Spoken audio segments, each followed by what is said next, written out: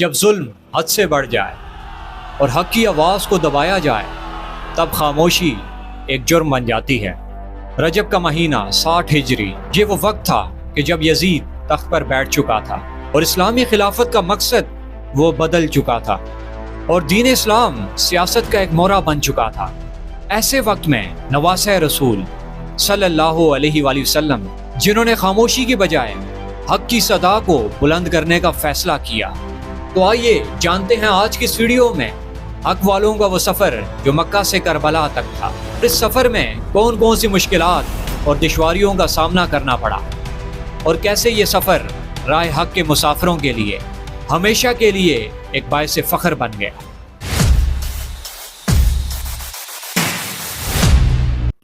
8 ذوالحجہ 60 ہجری حج کا موسم تھا اور حجاج کرام مکہ مکرمہ میں موجود تھے حق کی ادائیگی کے لیے،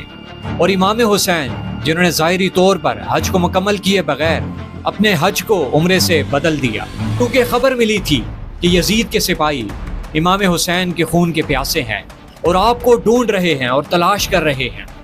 اور وہ نبی کے نواسوں اور آپ کی آل کا خون مکہ مکرمہ میں بہانا چاہتے ہیں۔ امام نے کہا کہ میں نہیں چاہتا کہ میرے قتل اور میرے خون سے حرمت کعبہ پامال ہو، لہٰذا نبی کا وہ نواسا جو مدینہ سے ہجرت کر کے مکہ آیا تھا اب وہ مکہ کو بھی چھوڑ رہا ہے۔ لیکن اس کا مقصد کیا ہے؟ کیا وجہ ہے کہ مکہ کو بھی چھوڑا جا رہا ہے؟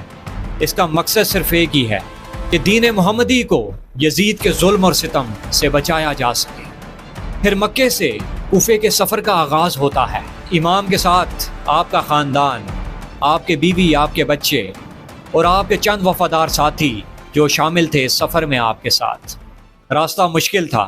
لیکن امام کا جو عزم تھا وہ پہاڑ سے بھی زیادہ مضبوط تھا، کیونکہ کوفہ کے وہ مسلمان تھے جنہوں نے بار بار یہ آرزو کی تھی، آپ سے مدد طلب کی تھی، اور ان کے خطوط میں یہ موجود تھا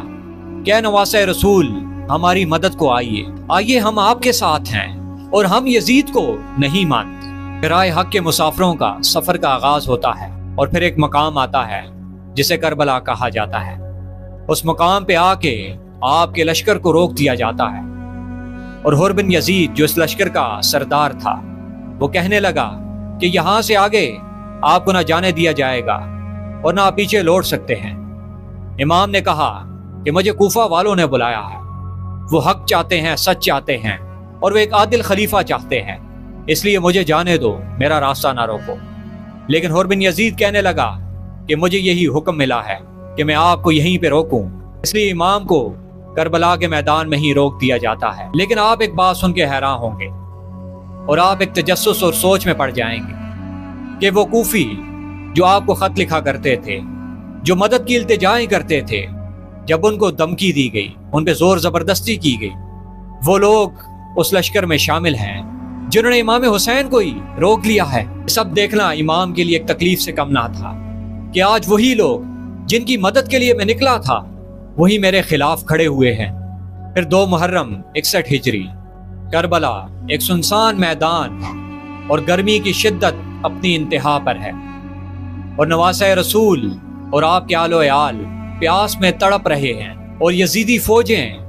جنہوں نے آپ کا پانی تک کو بند کر دیا ہے، بچوں کی پیاس ہے، علی اصغر کا رونا اور بی بی زینب آپ کی بے قراری، لیکن امام کا صبر، آپ کی استقامت اور آپ کا اللہ پر یقین جو ان تمام چیزوں پر بھاری ہے، اور بدتر جانثار جو آپ کے ساتھ کھڑے ہیں اور آپ کا ساتھ دینے کے لیے شہادت تک کو تسلیم کیے ہوئے ہیں۔ آخرکار 10 محرم کو نبی کا نواسا کربلا کے میدان میں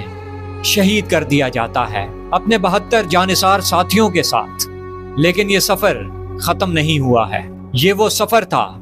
جو آج بھی ظلم و ستم کے خلاف ایک آواز بن کر اٹھتا ہے، اور امام حسین کی اس قربانی کو یاد کیا جاتا ہے جو کربلا کے میدان پر آپ نے اپنی جان اللہ کی راہ میں قربان کر کے ادا کر دی۔ اور مکہ سے کربلا تک کا یہ سفر صرف ایک جغرافیائی سفر نہ تھا، یہ حق اور باطل کی تمیز کا ایک فیصلہ کن مرحلہ تھا۔ امام حسین نے امت مسلمہ کو یہ پیغام دیا کہ باطل کے سامنے یہ سر کٹ تو سکتا ہے لیکن جھک نہیں سکتا، اور وقت کے یزیدیوں کے سامنے اپنے سر کو بلند رکھنا، یہی حقیقی وفاداری ہے دین اسلام کے ساتھ۔ امام حسین کے سفر کو مختصر بیان کیا گیا، جو سفر مکہ سے کربلا تک تھا۔ آئندہ آنے والی ویڈیوز میں کربلا کے واقعے کو اور حق اور باطل کی اس جنگ کو ان ڈیٹیل بیان کیا جائے گا۔ اپنی رائے کا اس ویڈیو کے متعلق اظہار کیجیے گا کہ آپ کو یہ ویڈیو کیسی لگی اور آپ اس سے متعلق کیا جانتے ہیں۔ السلام۔